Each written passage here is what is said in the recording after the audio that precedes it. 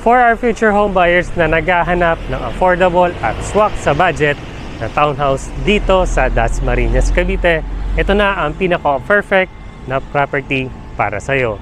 Ang Woodtown Residences, dito yan sa Barangay Langkaan, Dasmariñas, Cavite. So ito po ay may 46 square meter na lot area at ang maganda dito, pwede kang mamili or either complete finish or semi-complete finish. So ano pang hinihintay natin? Let's unlock your dream home.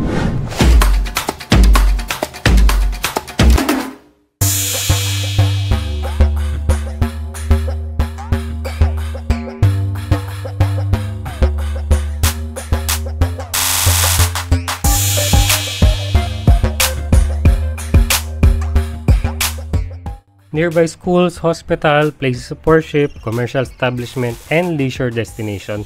Napakagandang location nitong Woodtown Residences dito sa Dasmariñas, Cavite, na napakalapit lang sa SM Dasmariñas at Robinson Dasmariñas.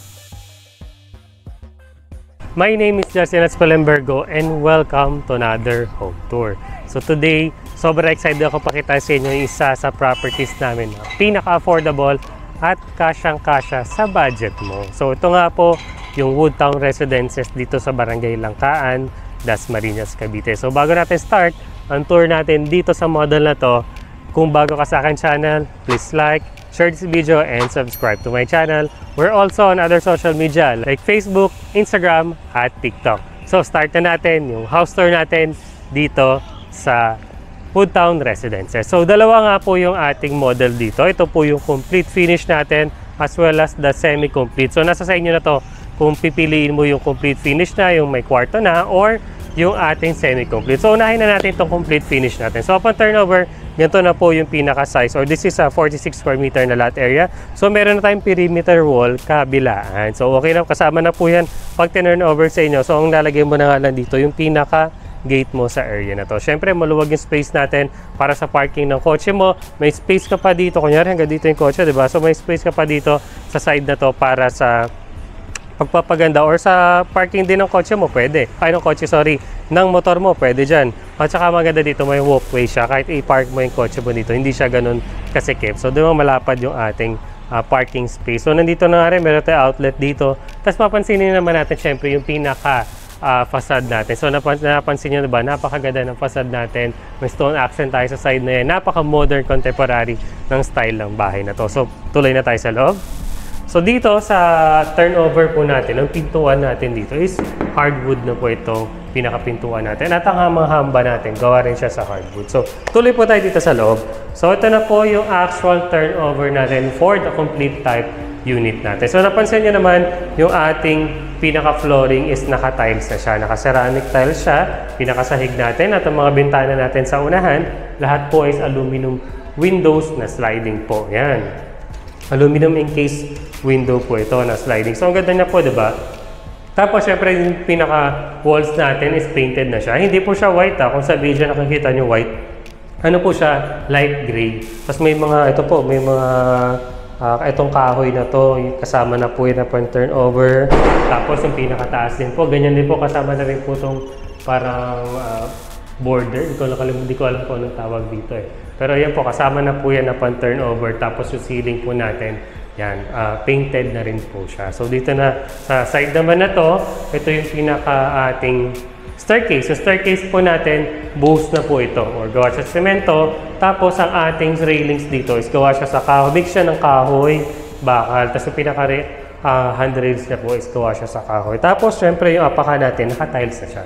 So diba, ang ganda ng space natin or ng ating staircase. So pwede nyo gawin dito, syempre lagyan mo storage space to, lagyan mo yung TV sa side na to para maluwag yung pinaka living space mo dito.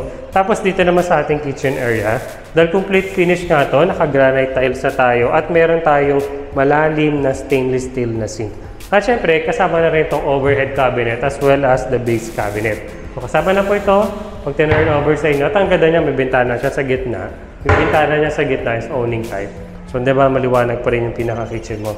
Kahit may mga overhead cabinet na. So, diretso naman tayo dito sa ating pinaka-service area. So, sa service area po natin, or pwede nyo gawin laundry space sa ano na to. Pagka-turnover po niya, ganito na po siya i-deliver. May pader na po. kabilaan, yan. Tapos, sementado na rin po yung pinakasahig natin. So, pwede nang gawin laundry space, pwede mo nga pa-enclose to another room sa taas or pwede na extend yung bahay sa likod, di ba? So, yun yung pwede natin gawin. Tapos, dito na po tayo sa ating toilet and bath dito sa second floor, sa ground floor. So, ito yung common toilet and bath natin. So, hanggang nagustuhan ko dito, maluwag yung space natin sa toilet and bath dito sa atin sa Woodtown Residences. So, ating accessories, kompleto po tayo.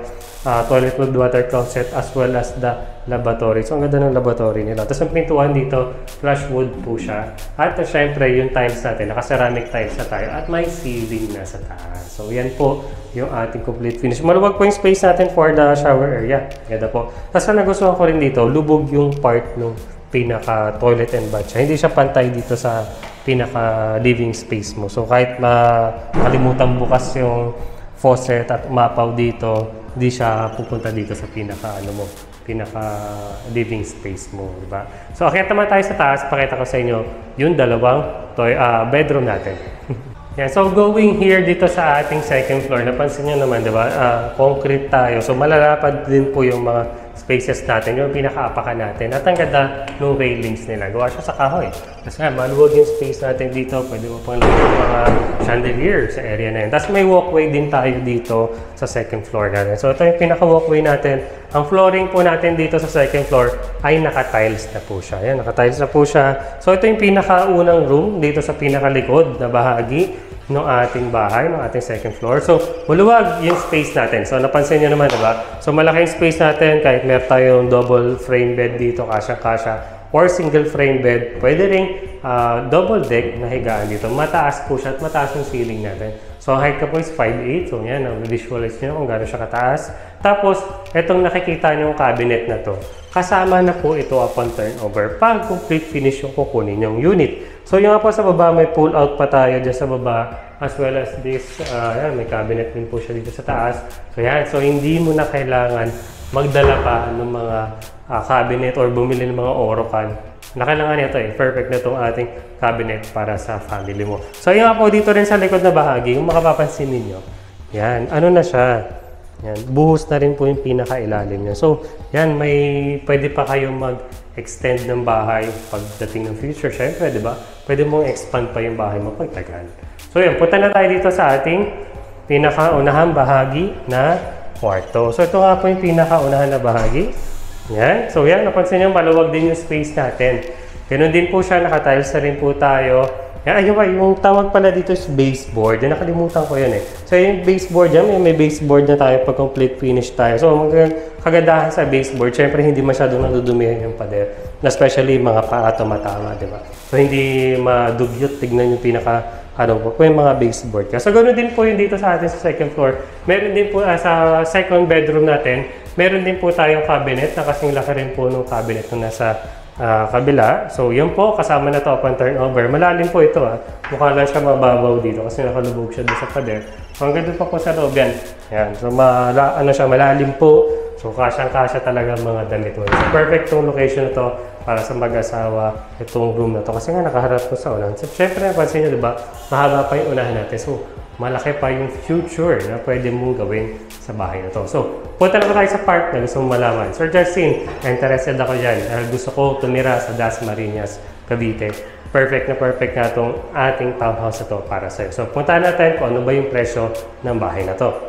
Yan, I hope nagustuhan mo yung ating house tour dito sa complete finish. So, kung gusto mo makita yung ating semi-complete, yan, i-click na lang po itong link na to. Yan, dediretso na po ito sa isang house tour natin dito sa ating semi-complete na bahay. Yan. So, yan po yung tour natin dito para sa ating complete finish dito sa Woodside Residences. So, doon naman po tayo sa price natin para dito sa ating Woodtown Residences. So, ito po, pa-flash ko dito yung prices natin. So, this one po is for the regular lot na 46 square meter na lot area. So, ang ating ipapresent sa inyo na price is Pag-ibig Financing po.